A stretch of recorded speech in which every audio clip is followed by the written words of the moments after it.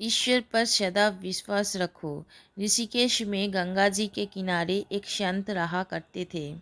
वो जन्मांध थे और उनका नित्य का एक नियम था कि वो शाम के समय ऊपर गगनचुंबी पहाड़ों में भ्रमण करने के लिए निकल जाते और हरि नाम का संकीर्तन करते जाते।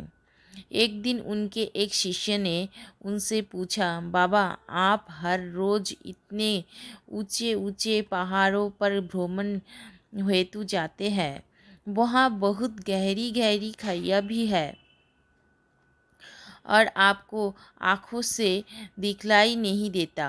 क्या आपको डर नहीं लगता? अगर कभी पाँव लड़खड़ा गए तो?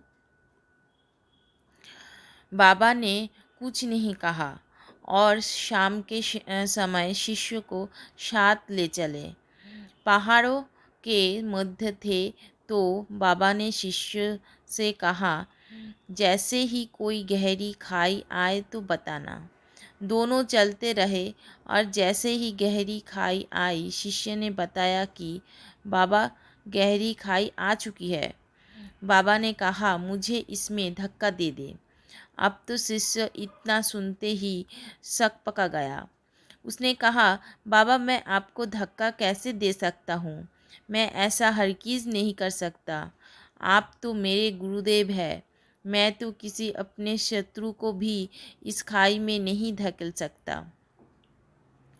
बाबा ने फिर कहा, मैं कहता हूँ कि मुझे इस खाई में धक्का दे दो। यहाँ मेरी आज्ञा है और मेरी आज्ञा की अवहेलना करोगे तो नरकगामी होगे। शिष्य ने कहा, बाबा, मैं नर्क भोग लूँगा मगर आपको हरगिज़ इस खाई में नहीं धकेल सकता।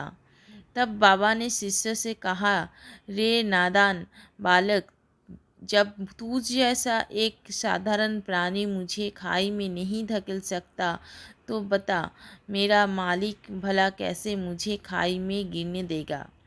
उसे तो सिर्फ गिरे हुए को उबारना आता है, गिरे हुए को उठाना आता है। वो कभी भी किसी को गिरने नहीं देता। वो पल पल हमारे साथ है, बस हमें विश्वास रखना होगा उस पर। Thank you. आप लोगों को मेरी कहानी अच्छी लगे तो प्लीज़ एक लाइक और सब्सक्राइब कर देना।